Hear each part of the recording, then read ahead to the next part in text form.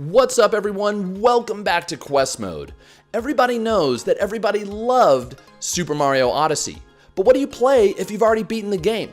If you've already collected every single Power Moon? Well, today I'm counting down 6 awesome platforming games that aren't Mario, but will definitely help you get your Mario fix. Now, this list includes both 3D and 2D games that follow Mario's more traditional, level-based formula. So if you like exploring your games level by level, discovering creatively themed worlds, and picking up more collectibles than you can count, then this list is definitely for you. So without wasting any more time, let's get into it.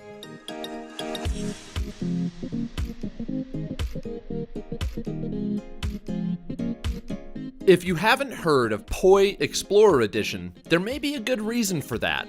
The game launched literally 4 days before Mario Odyssey, so yeah, everybody was focused on, one of the best Mario games of all time. And that's ironic because what Poi does so well is follow, or rather mimic, the blueprint laid out by Mario himself. You explore 6 themed worlds, each with a set of objectives you must complete in order to collect 100+ gold medallions, which take the place of the stars, shines, and moons of the Mario games. Not only that, you'll see level designs and characters that are taken directly from both Mario 64 and Sunshine. It might be easy to write off Poi as a blatant ripoff, but the game is genuinely fun. Sure, it's not as good as Mario, few games are, but if you go in with the proper expectations, the charming levels are just the right amount of fun.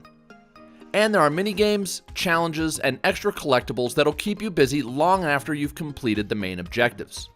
All that said, if there's one area where Poi falls short, it's the jumping mechanic. It's adequate, but it just doesn't live up to the Mario games. This isn't surprising given that Nintendo has been perfecting Mario's bounciness for decades. Just be prepared for a few frustrating moments. Despite this, I had a really great time with Poi. Oh, and the soundtrack is excellent.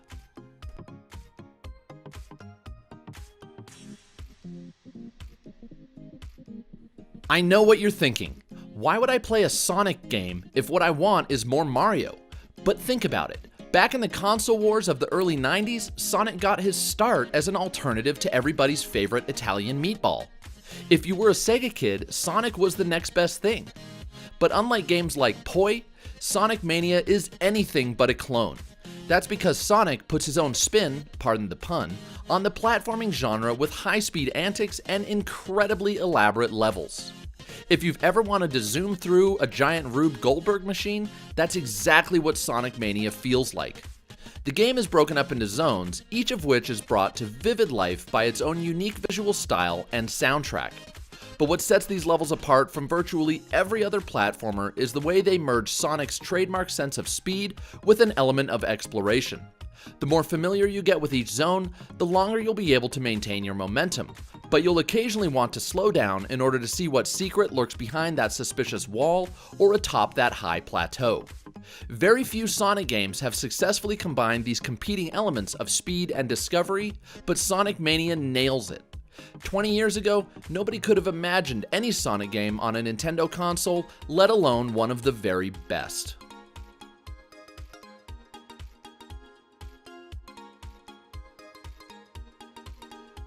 The first 3D platformer to arrive on the Switch, Snake Pass is still one of the most unique.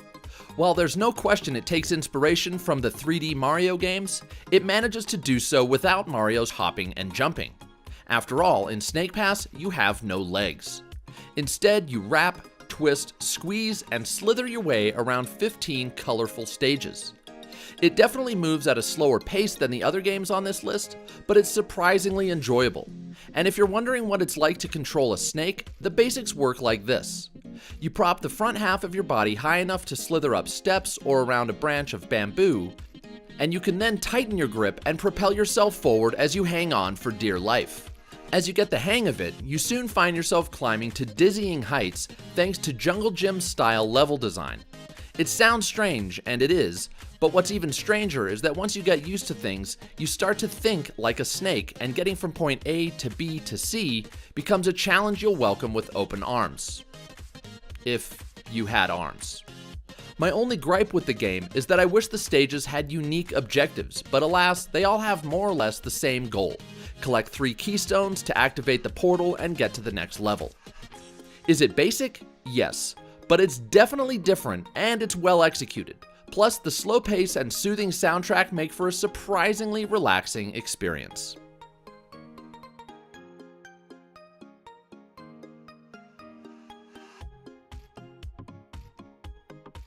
If you've played a Shantae game, it might come as a surprise to see one on this list.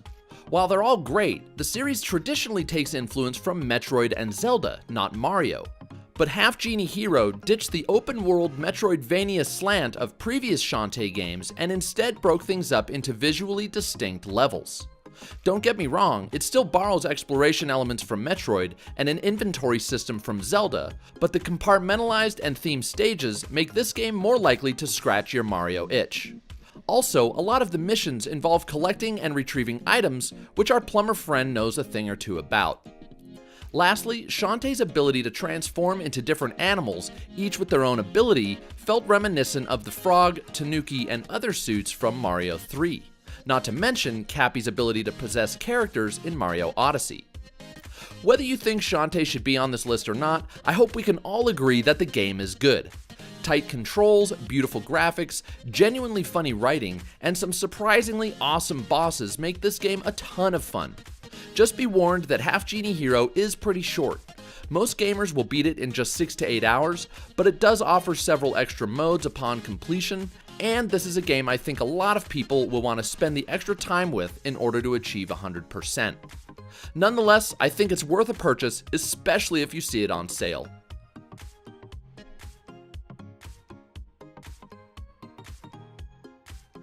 If you know your 90s gaming history, you know that Rare's Banjo-Kazooie and Banjo-Tooie were the very first Mario 64 clones. A decade and a half later, some of the original developers from Rare went on to kickstart Banjo's spiritual successor, YOOKA-LAYLEE. But this game is so close to Banjo-Kazooie in every way that you might as well just call it a sequel. From the music and the level design to the slightly floaty controls and core gameplay mechanics, this is the third game in the series. If you've never played Banjo, think Mario 64 or Mario Sunshine, but with 2 protagonists instead of 1, and a progression system that involves learning new abilities to access new areas of the game's overworld. The trademark collectibles in this game are called Pages, which you obtain by collecting goodies, completing objectives, and defeating silly bosses. Pretty familiar stuff.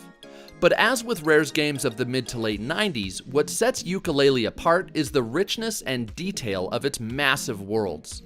Wherever you turn in this game, there's always something looming in the distance begging to be discovered. And that's what this game is all about, exploring every fathomable nook and cranny of the expertly crafted areas.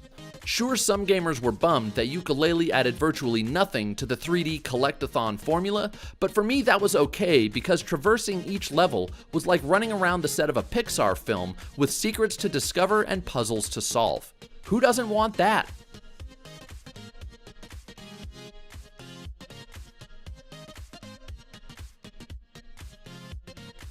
Mario games are known for introducing new and surprising ideas to the familiar platforming genre. But believe it or not, there's another mascot, at least in the two-dimensional space, who's outdone Mario himself when it comes to creative level design. In short, Rayman Legends is arguably the best 2D platforming game of the past decade. Ignoring the current trend of Metroidvania-style progression, Rayman sticks to the old-school formula of serving up separate and contained levels, each one providing a totally unique and often surprising experience. Seriously, I can guarantee that Rayman Legends does at least 10 things you've never seen, let alone thought of. Want to play a level that divides itself into a literal kaleidoscope? Or run at high speeds along a deadly gauntlet that becomes a rhythm game? Those are just a couple of the awesome ideas this game explores to full effect. It can also be played with a friend using the touchscreen, and since Ubisoft initially designed Rayman Legends for the Wii U's gamepad, many levels introduce touch controls that actually enhance the gameplay without feeling forced. If you call yourself a platforming fan and you haven't played Rayman Legends, download it now. The rest of the games on this list can wait.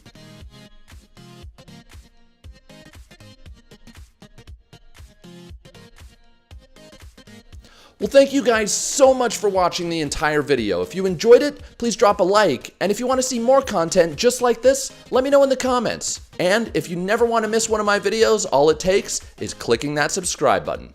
We'll see you in the next video.